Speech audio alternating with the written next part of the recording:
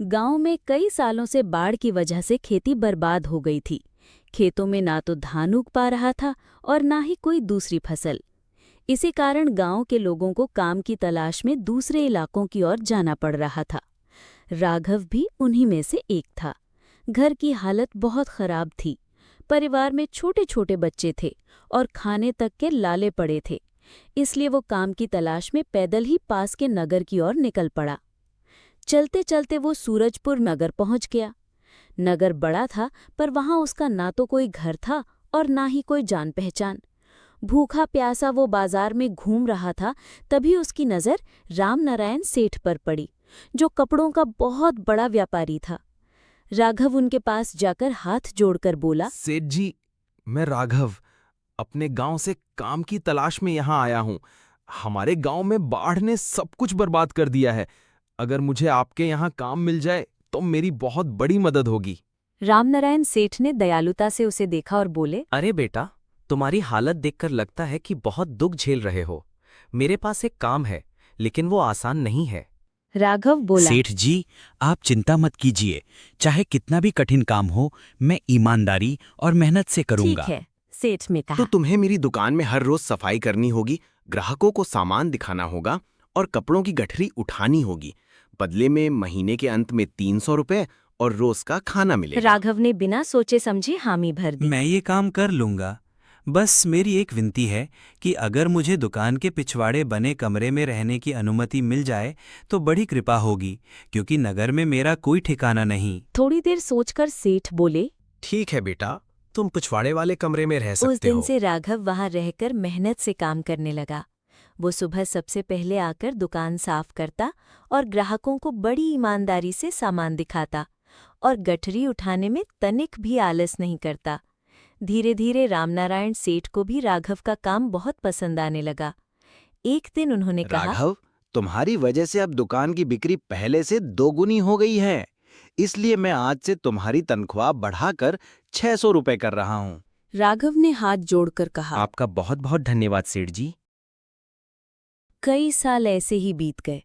राघव ने धीरे धीरे अपने कुछ पैसे जमा कर लिए और नगर में एक छोटा सा मकान बना लिया।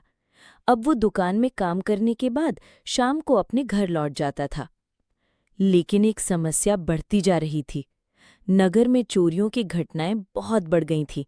राघव ने सेठ जी से कहा, सेठ जी, मैंने बड़ी मेहनत से कुछ पैसे जमा किए हैं, पर मुझे डर है कि कहीं चोर उन्हें न चुरा लें, क्योंकि दिन भर मैं दुकान में रहता हूँ और घर खाली रहता है। सेठ जी ने सोचा और बोले, राघव, नगर में केवल ताहिर मियाँ ही ऐसे आदमी हैं जिन पर सबको भरोसा है।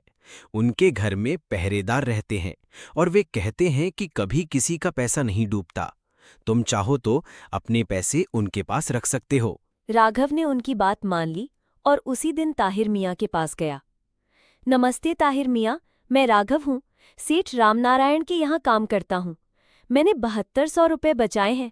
चोरियों के डर से मैं चाहता हूँ कि ये पैसे आप संभाल लें। ताहिर मियाँ ने हंसते हुए कहा, अरे भाई, ये तो बहुत बड़ी रकम है, लेकिन चिंता मत करो, मेरे पास तुम्हारा धन बिल्कुल सुरक्षित रहेगा। राघव ने राहत की सांस ली और पैसे उन्हें सौंप दिए। 2 साल ऐसे ही बीत गए। फिर एक दिन राघव ने सोचा कि अब वो अपनी जमीन खरीद कर खेती करेगा। इसलिए उसने ताहिर मियाँ से अपने पैसे वापस मांगने का निश्चय किया। वो उनके घर पहुंचा और बोला, ताहिर मियाँ, मैं अपने 7200 रुपए लेने आया हूँ जो मैंने आपके पास रखे थे। ताहिर मियाँ चौंक कर बोले, कौन रुपए? भाई साहब, मैं तो आपको जानता तक नहीं। यहाँ तो रोज सैकड़ों लोग आते हैं। कोई सबूत है आपके पास, लिखत पढ़त? राघव का दिल बैठ गया। उसने गिड़गिड़ा कर कहा, मियाँ, मैंने मेहनत से ये रुपए कमाए हैं। मेरी जमा पूंजी है। मुझसे ऐसा अन्याय मत कीजिए। पर ताहिर मियाँ गुस्से में आकर गोहे। झूठा कहीं का, लगता है मेरी ईमानदारी पर शक कर रहे हो।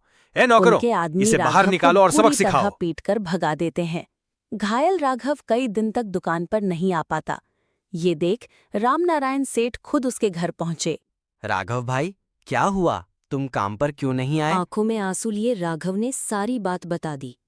सेठ ने गंभीर होकर कहा, तो ताहिर मियाँ असल में ठग हैं। बेटा, चिंता मत करो, मैं एक चाल चलता हूँ जिससे तुम्हारे पैसे वापस आ जाएंगे। अगले दिन रामनारायण सेठ भारी रकम से भरा एक बड़ा बक्सा लेकर ताहिर मियाँ के घर गए। सलाम ताहिर मियाँ, मैं दूसरे प्रांत व्यापार करने जा रहा हूँ। यहाँ 50,000 रुपए हैं। मैं चाहता हूँ कि आप इन्हें सुरक्षित रख लें। नगर में आपसे ईमानदार और कौन होगा? ताहिर मियाँ का चेहरा लालच से खिल उठा। अरे सेठ जी, ये तो मेरा सौभाग्य है। आप निश्चिंत होकर जाइए, पैसे मेरे पास सुरक्षित रहेंगे। इतना ही हुआ था कि तभी राघव वहां आ पहुंचा। ताहिर मियाँ तुरंत अरे बोले, राघव भाई, अच्छा हुआ तुम आ गए। तुम्हारे पैसे तो अभी तक मेरे पास सुरक्षित हैं। ये लो तुम्हारे 7200 रुपए। तो ताहिर मियाँ, अब मेरे 50,000 रुपए भी आपके पास सुरक्षित रहेंगे। इतना कहते ही उनका नौकर दौड़ता हुआ आया और बोला, मालिक, अब आपको प्रांत बाहर जाने की जरूरत नहीं, व्यापारी खुद नगर आ रहे हैं। सेठ हंसकर बोले, अरे ये तो बहुत अच्छी खबर है। अब मुझे अपने रुपए आपके पास रखने की जरूरत ही नहीं।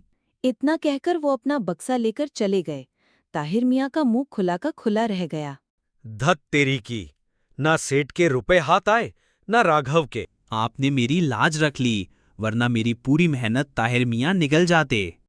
रामनारायण सेठ ने मुस्कुराकर कहा, राघव, मेहनत और ईमानदारी से कमाए हुए धन को ऊपर वाला कभी डूबने नहीं देता, और जो लालच में दूसरों का धन हड़पना चाहता है उसका अंत हमेशा बुरा ही होता है।